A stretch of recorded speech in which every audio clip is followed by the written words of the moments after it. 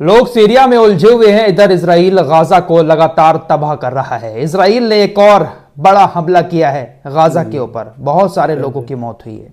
बताऊंगा इस खबर को, लेकिन पहले बात सीरिया से शुरू करता हूं। सीरिया के अंदर ये जो नई सरकार आई है, जिसको लोग मुजाहिद बता रहे हैं, इस सरकार ने सभी फिलिस्तीनी ग्रुप्स को आदेश दे दिया है कि आप अपना सामान यहां से पैक करें और जल्द से जल्द सीरिया को छोड़कर चले जाए। दरअसल सीरिया के अंदर बहुत सारे फिलिस्तीनी संगठन हैं। हमास के भी कुछ इकाइयां वहां पर मौजूद हैं, जिनके ट्रेनिंग कैंप सीरिया के अंदर मौजूद थे। वहां पर इन सभी संगठनों के लोगों की, लड़ाकों की ट्रेनिंग होती थी। और जो सैन्य ठिकाने बने हुए थे फिलिस्तीनी संगठनों के, उन सैन्य ठिकानों से हिजबुल्लाह की भी मदद की जाती थी, हथियार वगैरह भेजे जाते थे और हमास को भी वहां से मदद पहुंचाई जाती थी।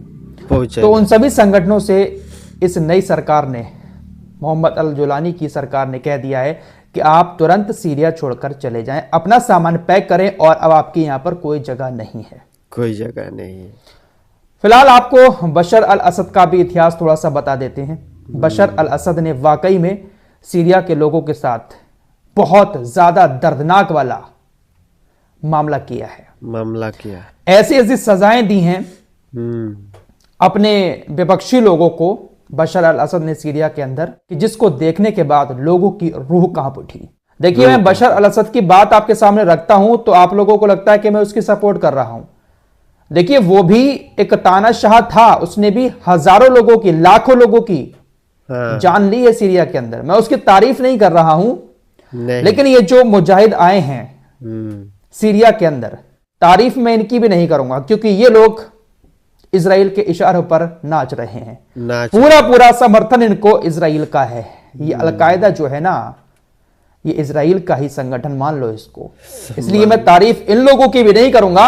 इन्होंने तानाशाह सरकार को हटा दिया, अपनी सरकार ले आई, क्योंकि बशर अल असद इनके लोगों के ऊपर, इनके मानने वालों को काफी ज्यादा बुरी तरीके से मारता था। इसलिए इनके लिए वो गलत था।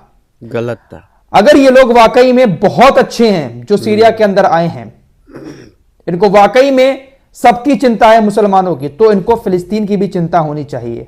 लेकिन ये फिलिस्तीन के लिए कुछ भी नहीं करेंगे, कुछ भी नहीं करेंगे। इससे आप समझ सकते हैं कि इजराइल का समर्थन पाके इन्होंने उस तानाशाह सरकार को खत्म किया, जो तानाशाह सरकार थोड़ा बहुत ईरान और फिलिस्तीन का समर्थन, उसके लिए कुछ काम कर रही थी। फिलहाल बशर अल असद के अब कारनामे सामने आ रहे हैं। जेल के अंदर सैकड़ों डेड बॉडी निकल रही हैं और ऐसी ऐसी हालत में निकल रही हैं कि जिसको देखकर रूह कांप उठ रही है। बहुत सारे ऐसे हॉस्पिटल भी इसने बनाए थे जहां पर सीरिया के उन लोगों को रखा जाता था जो इसकी सरकार के खिलाफ बगावत करते थे। किसी को गर्म प्रेस लगाकर प्रताड़ित किया जाता था, किसी को यौन उत्पीड़न किया जाता था, किसी को बुरी तरीके से जेल के अंदर मार पीट कर उसको मार दिया जाता था। बहुत बुरी तरीके से इसने अपने खिलाफ उठने वाली आवाजों को सीरिया के अंदर कुचला है। यह हकीकत है। पहले भी मैंने आपको इसके बारे में बताया, अब भी बता रहा हूं। ना मैंने इसकी तारीफ की और ना ही मैं इन मुजाहिदों की सपोर्ट कर रहा हूं, क्योंकि सपोर्ट सिर्फ उसकी की जाएगी जो फिलिस्तीन और गाजा के लिए कुछ करेगा। यमन वाले इस मामले में बहुत सही हैं और वो हमें बहुत ज्यादा पसंद भी हैं। और यमन के लोग भी यमन की सरकार को, होतीज की, अंसारुल्लाह की सरकार को काफी पसंद करती है। होतीज ने एक बार फिर से कल जुमे के दिन काफी सारे लोगों को इकट्ठा किया, जैसा कि वो हमेशा करते हैं। राजधानी सना में लाखों लोगों की भीड़ इकट्ठा हुई और कहा कि क्या आप गाजा को भूल गए और जो हमने संघर्ष किया है उसको खत्म कर दिया। सीरिया के अंदर जो कुछ हो रहा है और अब गाजा को लोग पूरी तरीके से भूलते जा रहे हैं, उसी बात को लेकर कहा है, क्या आप गाजा को भूल गए? जो हमने लड़ाइयां लड़ी, जो हमने संघर्ष किया, क्या वो सब भस्म हो गया? सना भूला नहीं है, यमन की राजधानी, उसके बारे में कहा गया कि सना भूली नहीं है, ना डूबी है। यह लाखों लोगों के साथ उठता है, हर जगह ज़ायोनी वादियों की गतिविधियों पर सतर्क नजर रखता है और टकराव की तैयारी करता है। तो होतीज ने तो साफ कर दिया कि हम गाजा को नहीं भूले हैं, हम लगातार इन ज़ायोनी वादियों का सामना करते रहेंगे। लेकिन दोस्तों, ये जो अरबी है ना और हुक्मरान, ये किस तरीके से गाजा को लेकर अपना फर्ज निभा रहे हैं, आइए एक झलक आप लोगों को और दिखाता हूं। हुतीज को रोकने के लिए, हुतीस के हमलों को कुचलने के लिए सोमालीलैंड एक जगह है जो समंदर के आसपास है। उस सोमालीलैंड पर यूएई के मदद से इजराइल एक सैन्य बेस बना रहा है।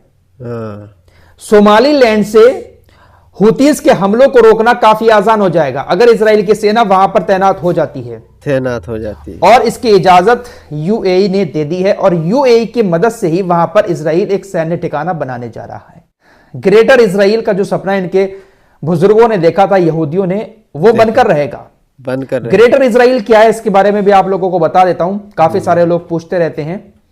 देखिए, ग्रेटर इजराइल का मतलब है कि मिडिल ईस्ट में, ये यहूदी चाहते हैं कि मिडिल ईस्ट में जितना बड़ा एरिया इजराइल का हो उतना बड़ा एरिया किसी भी अरब देश का ना हो। इजराइल पूरे मिडिल ईस्ट में सबसे ज्यादा एरिया में फैल जाए, ग्रेटर इजराइल बन जाए, बहुत सारा इलाका हमारे कब्जे में आ जाए। और उसी विजन को लेकर ये इजराइली यहूदी पूरे मिडिल ईस्ट में हर देश से लड़ाई लड़ते रहते हैं। सीरिया के बाद इन लोगों की नजर अब इराक की तरफ है। ईरान लगातार इस बात की चेतावनी दे रहा है कि 11,000 आतंकी इन लोगों ने मिडिल ईस्ट के अंदर तैयार कर लिए हैं और वो किसी भी वक्त इराक के ऊपर हमला कर सकते हैं। इराक की राजधानी बगदाद में ईरान का दूतावास मौजूद है। ईरानी दूतावास की तरफ से बयान आता है कि अगर ये आतंकी इराक के ऊपर हमला करते हैं तो हम बिना किसी शर्त के और बिना किसी देरी के सेना का ऑपरेशन इराक के अंदर शुरू कर देंगे। हमारी सेना डायरेक्ट युद्ध में उतर जाएगी इन आतंकवादियों के खिलाफ। असद की सरकार ने तो नहीं बुलाया था ईरान को, लेकिन ईरान इराक के साथ पूरी तरीके से मिला हुआ है। अगर कुछ होता है इराक के अंदर तो ईरान उसमें जरूर हिस्सा लेगा। फिलहाल एक और बड़ी खबर आ रही है कि बेंजामिन नेतन्याहू ईरान की परमाणु फैसिलिटीज पर, न्यूक्लियर फैसिलिटीज पर हमला करने की प्लानिंग कर रहा है। परमाणु सुविधाओं को खत्म करना चाहता है क्योंकि अब इनको भनक लग चुकी है कि ईरान बहुत जल्द परमाणु ताकत ऑफिशियली हासिल कर लेगा। हासिल तो कर ली है, तो प्लान तैयार कर रहा है हमला करने का। यमनी हुतीस के ये जो नेता हैं अब्दुल मलिक अल हौती, इन्होंने एक बहुत अच्छी बात कही है। इन्होंने कहा कि इजराइल ने सिर्फ एक दिन और एक रात में सीरिया की 80% ताकत को खत्म कर दिया। सीरिया ने जो दशकों से अपनी ताकत हासिल की थी उसको सिर्फ एक दिन और रात में खत्म कर दिया। ये जो इजरायली दुश्मन है ये चाहते हैं कि उम्मत को एक ना होने दें, इन मुसलमानों को मुर्गियों और भेड़ों की तरह रखें। इनके पास किसी तरह की अपनी ताकत ना हो, अपने पैसे को बचाने की ताकत ना हो, अपनी जान को बचाने की ताकत ना हो, अपने देश को बचाने की भी ताकत ना रहे। इनके पास किसी भी तरह का कोई भी ऐसा साधन ना हो जिससे ये अपनी और अपने माल की रक्षा कर सके। आगे कहते हैं कि इजरायली उम्मत को इंसान मानते ही नहीं है, ये तो जानवर की तरह देखते हैं, और जानवर भी ऐसा जो खुद अपनी रक्षा ना कर पाए। हम इस बात से बहुत ज्यादा निराश हैं कि इजराइल सीरिया के अंदर घुस गया, जबरदस्ती उसने बहुत सारी जगहों पर कब्जा कर लिया, सब कुछ तबाह कर दिया, और यह सब कुछ इजराइल ने बिना किसी सामने वाले रिएक्शन के किया। सामने से इजराइल को किसी तरह की कोई चेतावनी या कोई रिएक्शन नहीं दिया गया। हम उम्मीद करते हैं और हम ये कहते हैं उन संगठनों से जिन्होंने सीरिया पर अपना कब्जा जमाया है कि वो सामने आए और इजराइल को इस तरह की हरकत करने से रोकें। उन संगठनों की अब जिम्मेदारी बनती है कि सीरिया की रक्षा करें। अब्दुल मलिक अल हौती ने कहा कि ये जो संगठन अब सीरिया के अंदर आया है, सबसे पहले इन्हीं की जिम्मेदारी बनती है कि सामने आकर सबसे पहले इजराइल का सामना यही करें। बाकी लोगों की जिम्मेदारी बाद में है, अब इनकी जिम्मेदारी है कि इजराइल सीरिया के अंदर घुस रहा है, मिडिल ईस्ट में कब्जा भी करना चाहता है, गाजा को तबाह कर रहा है, सबसे पहले यह सामना करें इजराइल का। बात तो बहुत पते की कही है इन्होंने, बहुत बड़ी बात है। खैर ये तो लगे हैं अपनी धुन में, जो भी इनसे हो रहा है ये गाजा के लिए कर रहे हैं। फिलहाल खबर ऐसी भी आ रही है कि सीरिया की सरकार से मिलने तुर्की के विदेश मंत्री हाकन फिदान और कतर के डेलीगेशन दमिश्क पहुंचे। अब आप समझ सकते हैं कि इसके पीछे किसका हाथ था।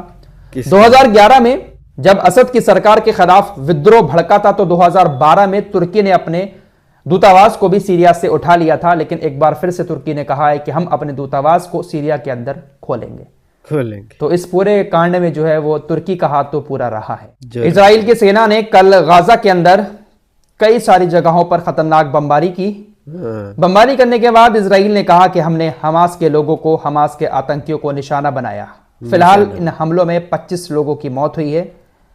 इजराइल के हमले लगातार गाजा के अंदर हो रहे हैं और लगातार रोजाना वहां पर लोगों की मौत भी हो रहा है। दोस्तों, हमारी वीडियो पसंद आए तो फॉलो सब्सक्राइब कीजिए और साथ ही साथ शेयर भी कीजिए। मिलते हैं अगली वीडियो में, तब तक के लिए अपना ख्याल रखें। धन्यवाद।